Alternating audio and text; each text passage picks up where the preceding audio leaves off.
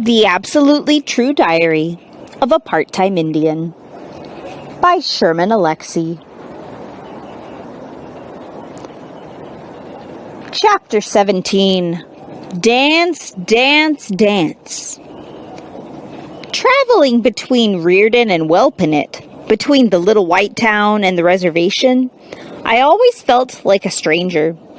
I was half Indian in one place and half white in the other. It was like being Indian was my job, but it was only a part-time job. And it didn't pay well at all. The only person who made me feel great all the time was Penelope. Well, I shouldn't say that. I mean, my mother and father were working hard for me too. They were constantly scraping together enough money to pay for gas, to get me lunch money, to buy me a new pair of jeans and a few new shirts. My parents gave me just enough money so that I could pretend to have more money than I did. I lied about how poor I was. Everybody in Reardon assumed we Spokanes made a lot of money because we had a casino. But that casino, mismanaged and too far away from major highways, was a money-losing business. In order to make money from the casino, you had to work at the casino. And white people everywhere have always believed that the government just gives money to Indians. And since the kids and parents at Reardon thought I had a lot of money, I did nothing to change their minds. I figured it wouldn't do me any good if they knew I was dirt poor. What would they think of me if they knew I sometimes had to hitchhike to school? Yeah, so I pretended to have a little money. I pretended to be middle class. I pretended I belonged. Nobody knew the truth. Of course, you can't lie forever. Lies have short shelf lives. Lies go bad. Lies rot and stink up the joint. In December, I took Penelope to the winter formal. The thing is, I only had $5, not nearly enough to pay for anything. Not for photos, not for food, not for gas, not for a hot dog and soda pop. If it had been any other dance, a regular dance, I would have stayed home with an imaginary illness. But I couldn't skip winter formal. And if I didn't take Penelope, then she would have certainly gone with somebody else.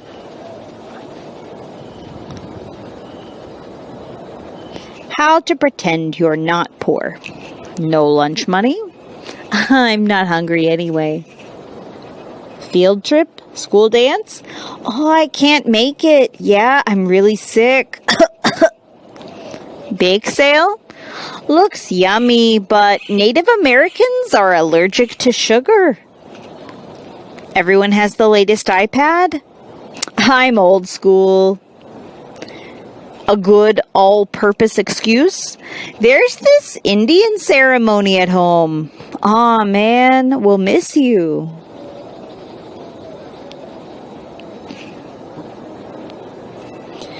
Because I didn't have money for gas, and because I couldn't have driven the car if I wanted to, and because I didn't want to double date, I told Penelope I'd meet her at the gym for the dance. She wasn't too happy about that. But the worst thing is that I had to wear one of Dad's old suits.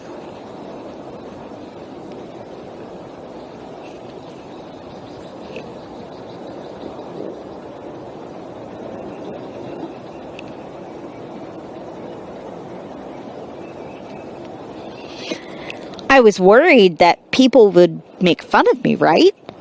And they probably would have if Penelope hadn't immediately squealed with delight when she first saw me walk into the gym. "Oh my God!" she yelled for everybody to hear. "That suit is so beautiful. It's so retroactive. It's so retroactive that it's radioactive." And every dude in the joint immediately wished he'd worn his father's lame polyester suit. And I imagined that every girl was immediately breathless and horny at the sight of my bell-bottom slacks. So, drunk with my sudden power, I pulled off some lame disco dance moves that sent the place into hysterics. Even Roger, the huge dude I'd punched in the face, was suddenly my buddy.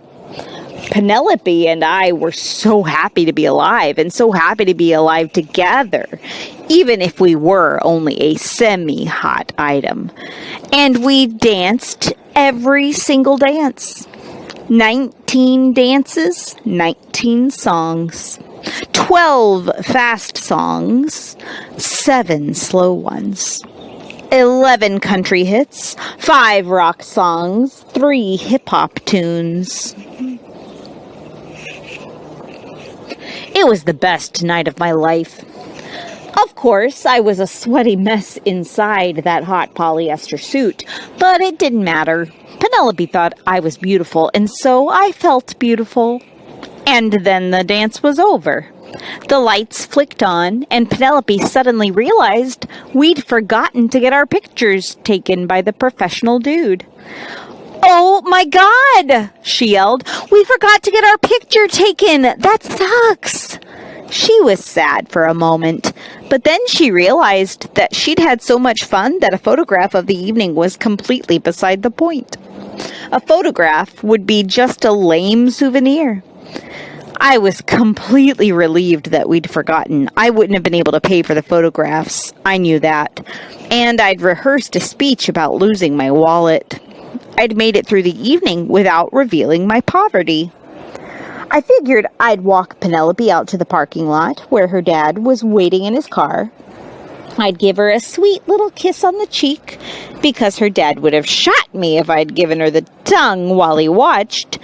And then I'd wave goodbye as they drove away. And then I'd wait in the parking lot until everybody was gone. And then I'd start the walk home in the dark. It was a Saturday, so I knew some reservation family would be returning home from Spokane. And I knew they'd see me and pick me up. That was the plan. But things changed, as things always change. Roger and a few of the other dudes, the popular guys, decided they were going to drive into Spokane and have pancakes at some 24-hour diner. It was suddenly the coolest idea in the world. It was all seniors and juniors, upperclassmen, who were going together. But Penelope was so popular, especially for a freshman, and I was popular by association, even as a freshman too, that Roger invited us to come along. Penelope was ecstatic about that idea. I was sick to my stomach. I had $5 in my pocket. What could I buy with that? Maybe 1 plate of pancakes? Maybe?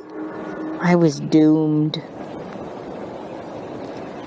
"What do you say, Arnie?" Roger asked. "You want to come carbo load with us?"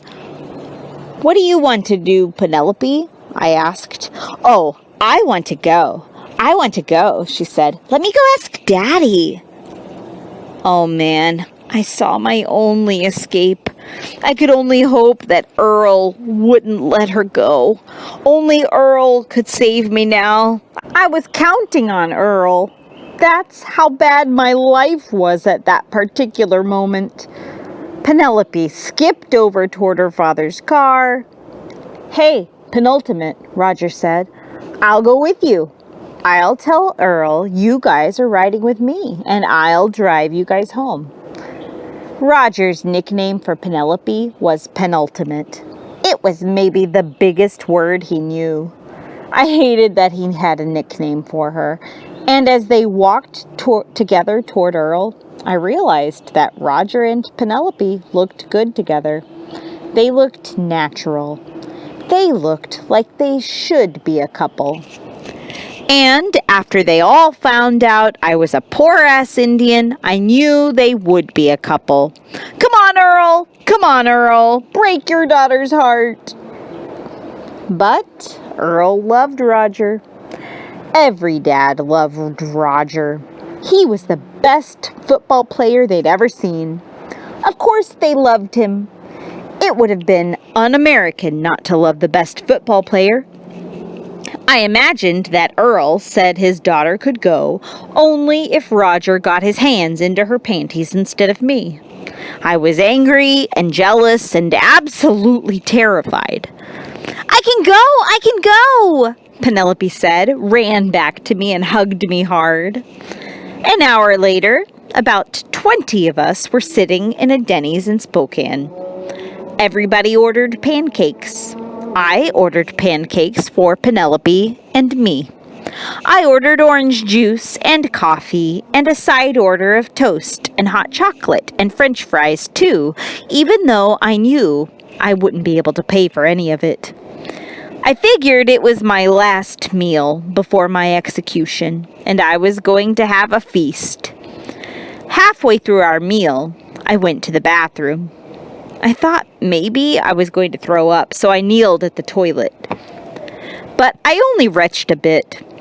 Roger came into the bathroom and heard me. "Hey, Arnie," he said, "are you okay?" "Yeah," I said, "I'm just tired."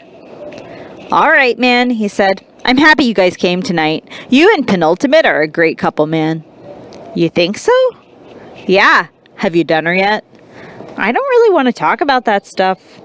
"Yeah, you're right, dude. It's none of my business." "Hey, man, are you going to try out for basketball?" I knew that practice started in a week. I'd planned on playing, but I didn't know if the coach liked Indians or not. "Yeah," I said. "Are you any good?" "I'm okay." "You think you're good enough to play varsity?" Roger asked. "No way," I said. "I'm junior varsity all the way." "All right," Roger said. "It will be good to have you out there. We need some new blood." "Thanks, man," I said. I couldn't believe he was so nice. He was polite. How many great football players are polite and kind and generous like that? It was amazing. "Hey, listen," I said. "The reason I was getting sick in there is..." I thought about telling him the whole truth, but I just couldn't. "I bet you're just sick with love," Roger said. "No. Well, yeah, maybe," I said. "But the thing is, my stomach is all messed up because I forgot my wallet. I left my money at home, man." "Dude," Roger said. "Man, don't sweat it. You should have said something earlier. I got you covered." He opened his wallet and handed me $40. Holy holy. What kind of kid can just hand over $40 like that? "I'll pay you back, man," I said. "Whenever, man. Just have a good time, all right?" He slapped me on the back again. He was always slapping me on the back. We walked back to the table together, finished our food, and Roger drove me back to the school. I told him my dad was going to pick me up outside the gym. "Dude," Roger said, "it's 3 a.m. "It's okay," I said. "My dad works the swing shift. He's coming here straight from work." "Are you sure?" "Yeah, everything's cool. I'll bring Penultimates home safely, man." "Cool." So Penelope and I got out of the car so we could have a private goodbye. She had laser eyes. "Roger told me he lent you some money," she said. "Yeah," I said. "I forgot my wallet." Her laser eyes grew hotter. "Arnold?" "Yeah?" "Can I ask you something big?"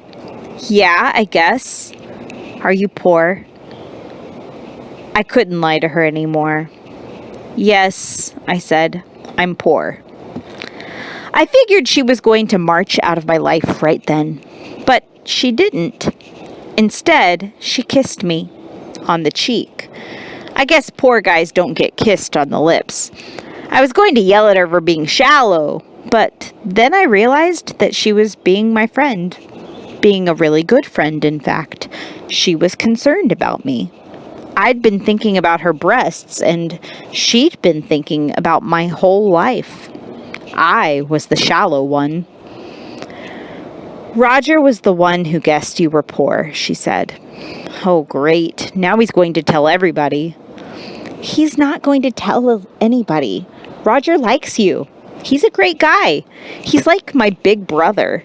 He can be your friend too. That sounded pretty good to me. I needed friends more than I needed my lust-filled dreams. Is your dad really coming to pick you up? She asked.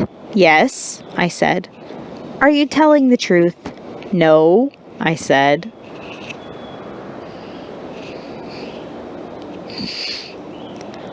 Are you poor? Possible responses. 1. No. 2. Yes. 3. Poor? You mean do I have pores? Yes, I have many. 4. Well, poverty is a relative thing. Historical theoreticians believe that when you define a certain income as opposed to output, statistics are skewed. Allow me to digress. 5. Look over there! Run away.